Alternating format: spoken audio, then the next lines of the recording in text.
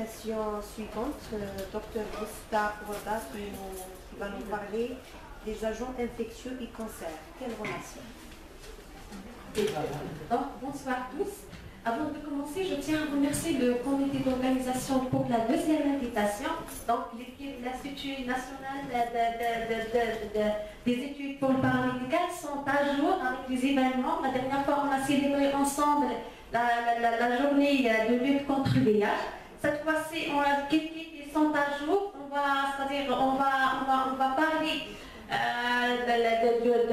du cancer et les moyens de lutte contre le cancer. Sur le plan infectieux, je veux bien vous parler sur les agents infectieux et leur relation avec les cancers. Donc on passe. Donc on aura comme objectif.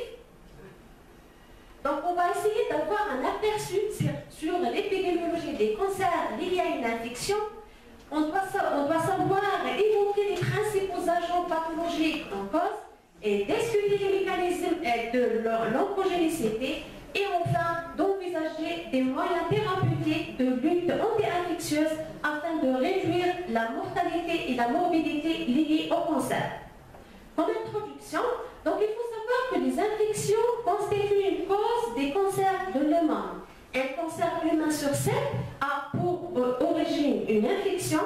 Et selon les études en 2008, donc parmi les 227 millions de nouveaux cas de cancer, le pourcentage estimé ou bien attribué à l'infection est estimé à 16%.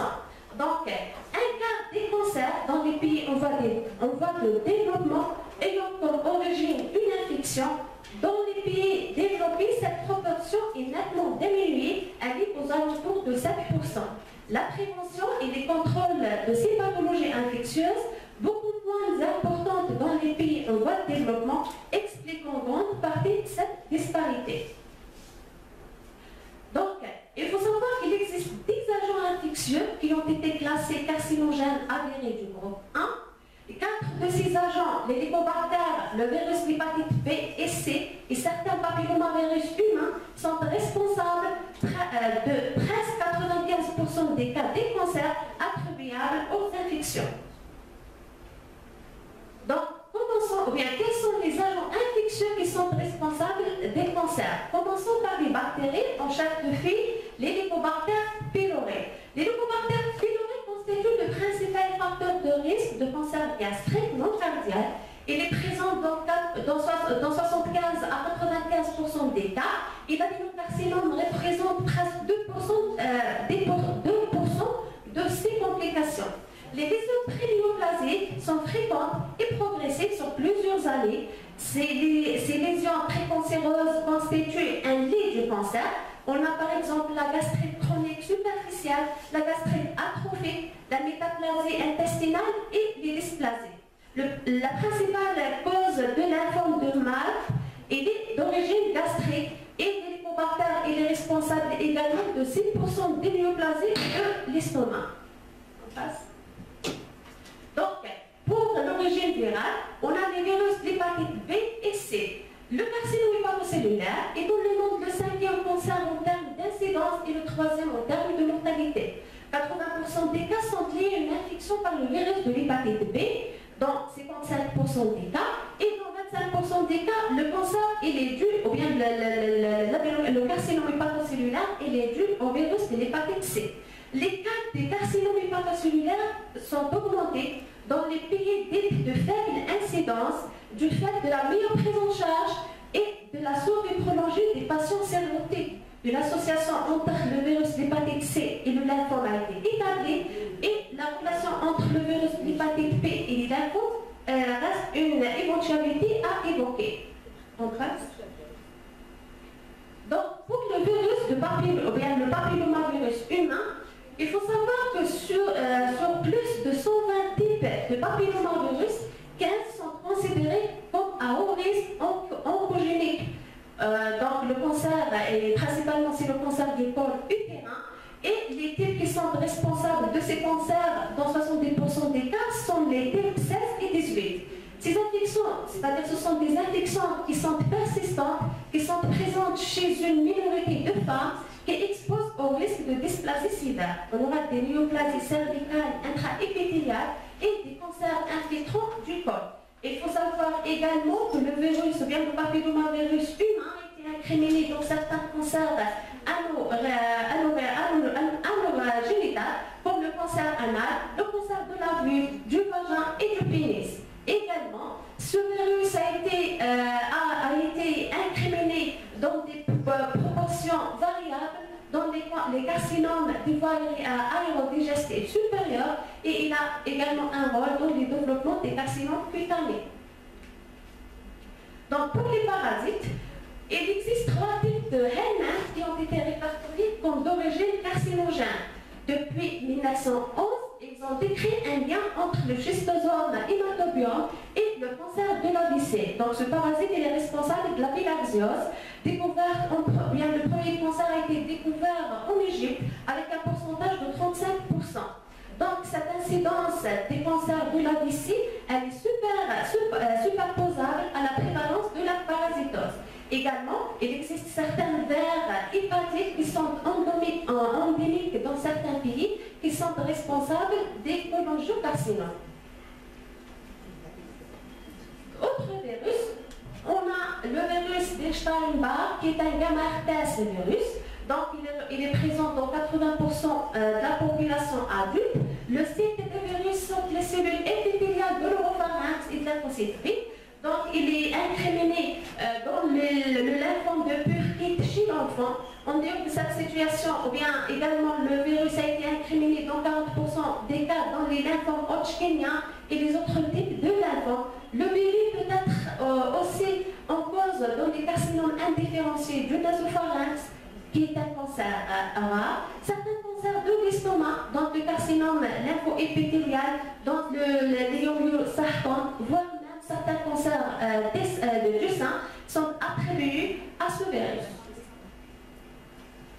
Donc on a d'autres virus, on a le virus herpès humain type 8 qui est responsable, ou bien qui est également un gamma herpès virus qui est décrit pour la première fois en 1994, qui est responsable de la maladie de Kaposi. Donc cette pathologie est rencontrée le plus souvent chez les sujets atteints de VIH. Donc sa prévalence elle est faible, elle touche souvent les sujets immunodéprimés.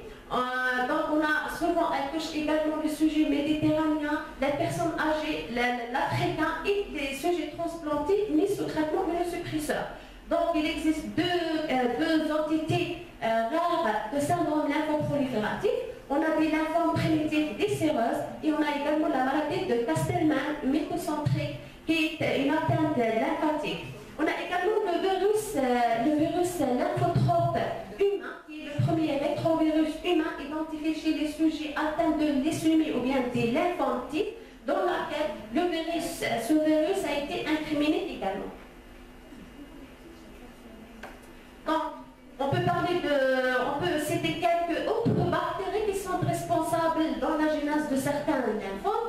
On a par exemple la bactérie la Borrelia qui est responsable de certains lymphomes cutanés. On a Chlamydia psittacea qui est responsable des lymphomes des annexes oculaires et le Campylobacter jejuni qui est responsable de maladies immunoprolifératives de l'intestin gras. Également, on a le Streptococcus boreus qui a été évoqué dans certaines tumeurs digestives, surtout colorectales, et également le rôle des infections sexuellement transmissibles dans le cancer de la prostate et le rôle des infections haplogènes ou bien des infections urinaires dans les cancers des reins.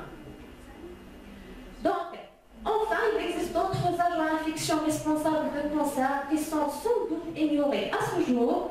L'utilisation des bandes de séquençage de génome humain permettra probablement dans un futur proche de trouver d'autres coupables.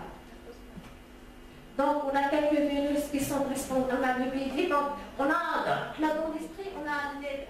dans l'esprit, on craint que le bébé est responsable du PIV incriminé. Pour l'hépatite B, c'est des carcinomes, l'hépatite B et C, c'est des carcinomes hépatocellulaires.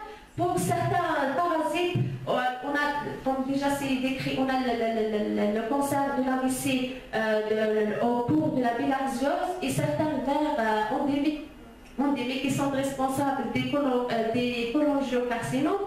Donc, ces virus, bactéries et parasites sont responsables de plusieurs types de cancers. Donc, quels sont les mécanismes oncogéniques? Donc, il faut savoir que l'agent infectieux seul n'est pas suffisant pour créer ou bien pour instaurer ou bien pour produire un cancer.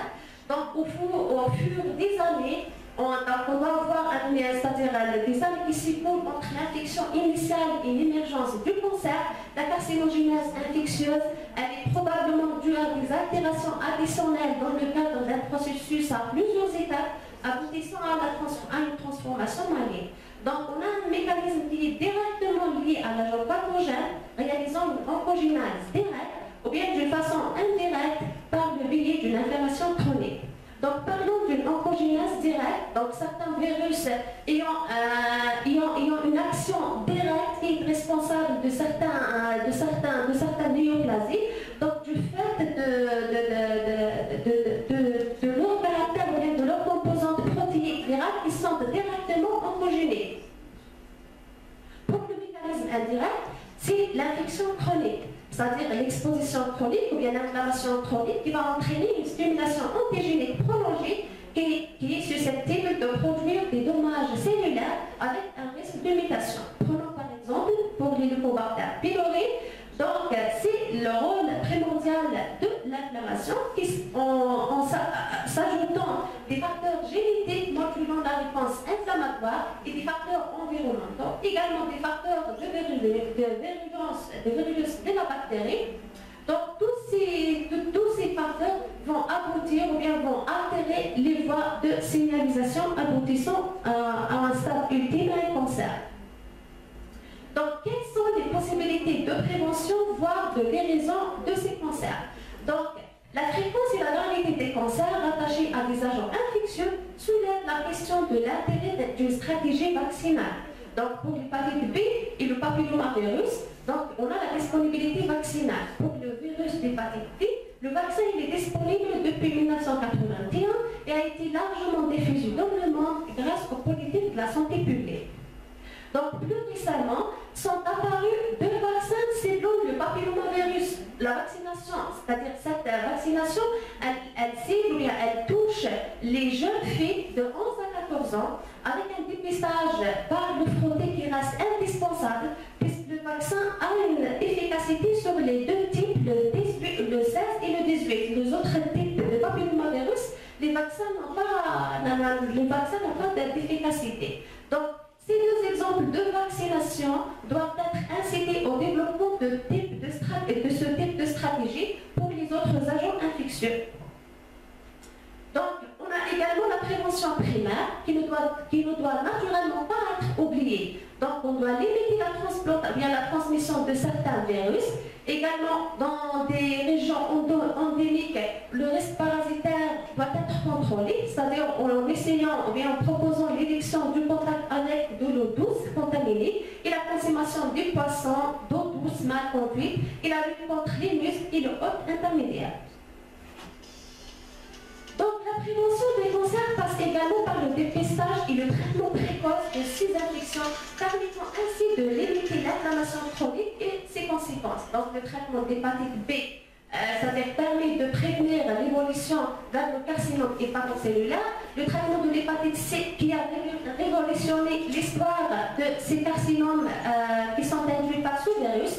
Et également le dépistage systématique par le frotté cervico-utérin et le traitement des lésions objectivées. Également le traitement de certains parasitoses et l'éradication de l'Helicobacter pylori qui fait diminuer d'un tiers le risque du cancer gastrique.